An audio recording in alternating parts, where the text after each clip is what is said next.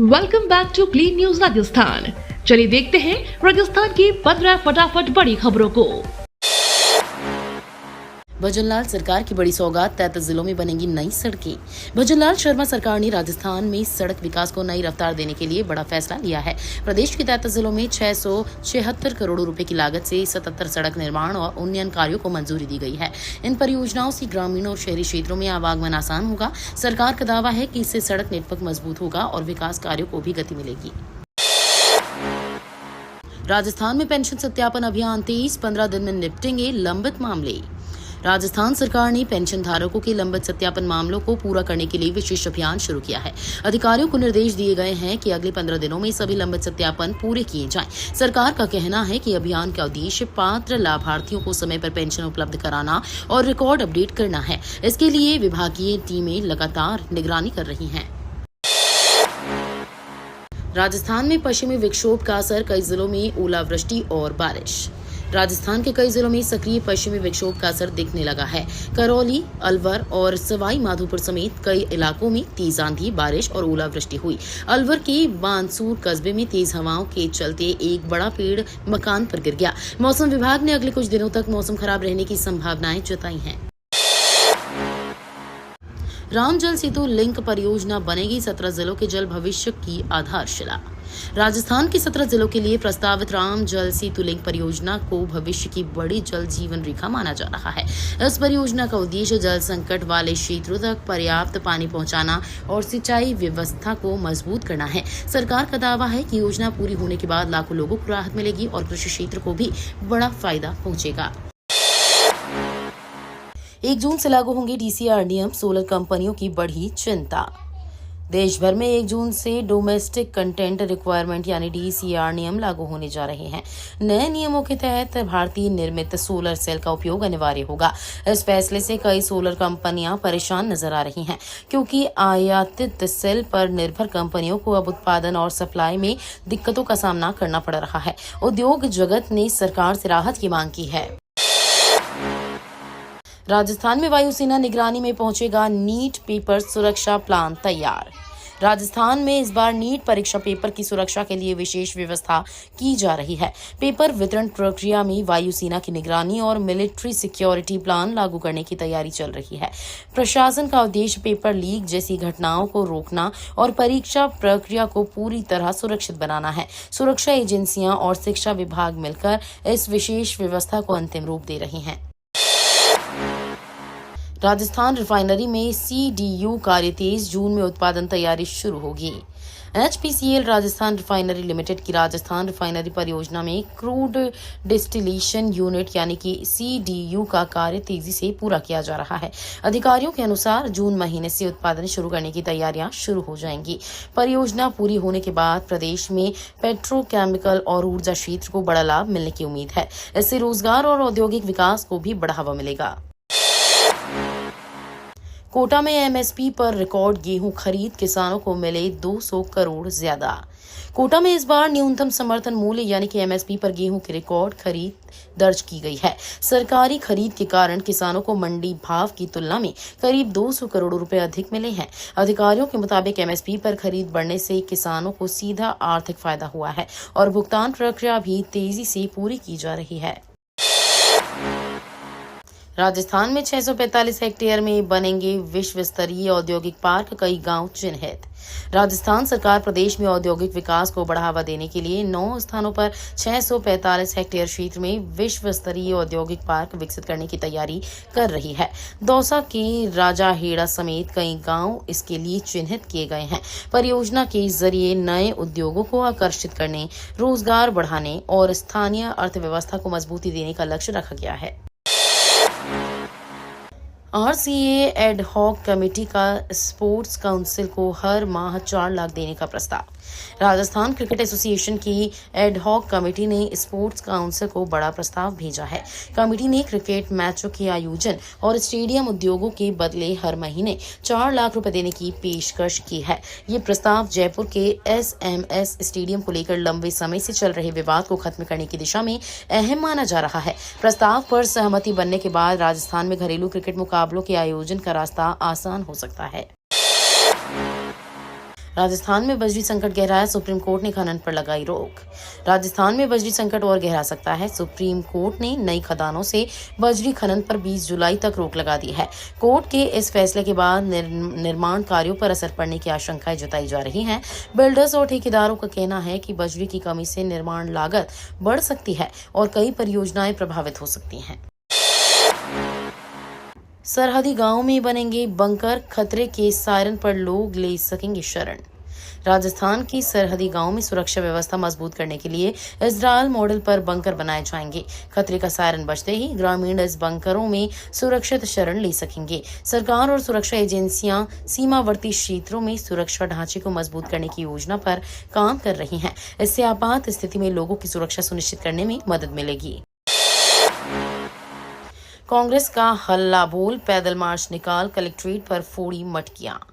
कांग्रेस कार्यकर्ताओं ने विभिन्न मांगों को लेकर जोरदार प्रदर्शन किया। पार्टी नेताओं और कार्यकर्ताओं ने पैदल मार्च निकालकर कलेक्ट्रेट पहुंचकर विरोध जताया और मटकियां फोड़कर सरकार के खिलाफ नाराजगी व्यक्त की। कांग्रेस का आरोप है कि प्रदेश में महंगाई, पानी और बिजली जैसी समस्याओं पर सरकार ध्यान नहीं दे रही है। प्रदर्शन के दौरान पुलिस बल भी मौके पर तैनात रहा। शिक्षा मंत्री के रवैये के खिलाफ शिक्षण संगठन लामबंद, 14 जून को रणनीति बैठक। राजस्थान के शिक्षा मंत्री के कथित तानाशाही पूर्ण रवैये को लेकर शिक्षक संगठन अब खुलकर विरोध में उतर आए हैं। विभिन्न कर्मचारी और शिक्षक संगठनों ने 14 जून को बड़ी बैठक बुलाकर आगे की रणनीति तय करने का फैसला किया है। संगठनों का आरोप है कि उनकी मांगों की लगातार अनदेखी की जा रही है। बैठक में आंदोलन, प्रदर्शन और सरकार के खिलाफ बड़े कदमों पर चर्चा होने की संभावना है। कृषि मंत्री किरोड़ी लाल मीणा दिल्ली दौरे पर, जल्द बनेगा कृषि विकास रोड मैप। किरोड़ी लाल मीणा दिल्ली दौरे पर हैं, जहां कृषि विकास से जुड़े कई मुद्दों पर चर्चा की जा रही है। उन्होंने कहा कि राजस्थान में कृषि क्षेत्र को आधुनिक और मजबूत बनाने के लिए जल्द नया रोड मैप तैयार किया जाएगा। मंत्री के अनुसार किसानों की आय बढ़ाने, सिंचाई सुधारने और नई तकनीक को बढ़ावा देने पर विशेष फोकस रहेगा। जोधपुर में निजी बस किराया बढ़ा, यात्रियों पर महंगाई की दोहरी मार। जोधपुर में निजी बसों का सफर महंगा हो गया है। डीजल कीमतों और बढ़ते संचालन खर्च का हवाला देते हुए बस संचालकों ने किराए में बढ़ोतरी कर दी है। किराया बढ़ने से रोजाना सफर करने वाले यात्रियों की जेब पर अतिरिक्त बोझ पड़ रहा है। खासकर नौकरी पेशा और ग्रामीण क्षेत्रों से आने जाने वाले लोगों को ज्यादा परेशानी का सामना करना पड़ रहा है। जागरूकता और इलाज से टीबी पर जीत, आदिवासी इलाकों में बदली तस्वीर। राजस्थान के आदिवासी क्षेत्रों में जागरूकता अभियान और समय पर इलाज के कारण टीबी मरीजों की स्थिति में बड़ा सुधार देखने को मिला है। स्वास्थ्य विभाग की सक्रियता से लोगों में बीमारी को लेकर जागरूकता बढ़ी है और मरीजों की समय पर उपचार हो रहा है। अधिकारियों के मुताबिक लगातार स्क्रीनिंग, दवा वितरण और निगरानी के कारण कई इलाकों में टीबी नियंत्रण अभियान सफल साबित हो रहा है। जोजरी लूनी नदी प्रदूषण पर सुप्रीम कोर्ट सख्त, 306 फैक्ट्री बंद रखने के निर्देश। लूनी नदी और जोजरी नदी प्रदूषण मामले में सुप्रीम कोर्ट ने सख्त रुख अपनाया है। कोर्ट ने 306 कपड़ा फैक्ट्रियों को बंद रखने के निर्देश दिए हैं। साथ ही मामले में लापरवाही बरतने पर 2 अधिकारियों को सस्पेंड भी किया गया है। कोर्ट ने प्रदूषण नियंत्रण को लेकर राज्य सरकार से सख्त कार्रवाई और जवाबदेही सुनिश्चित करने को कहा है। एसएमएस स्टेडियम में एटीएस और डॉग स्क्वाड का 2 घंटे चला सुरक्षा अभ्यास। सवाई मानसिंह स्टेडियम में सुरक्षा एजेंसियों ने बड़ा मॉकड्रिल ऑपरेशन चलाया। एटीएस, डॉग स्क्वाड और बम निरोधक दस्ते ने करीब 2 घंटे तक अभ्यास कर सुरक्षा व्यवस्थाओं की जांच की। इस दौरान स्टेडियम परिसर की गहन तलाशी ली गई और आपात स्थिति से निपटने की तैयारियों को परखा गया। सुरक्षा एजेंसियों ने इसे नियमित अभ्यास का हिस्सा बताया। अनूपगढ़ में एमएसपी खरीद पर किसानों का प्रदर्शन, ट्रैक्टरों से तोड़े बैरिकेड्स। अनूपगढ़ में एमएसपी पर गेहूं खरीद को लेकर किसानों का विरोध प्रदर्शन उग्र हो गया।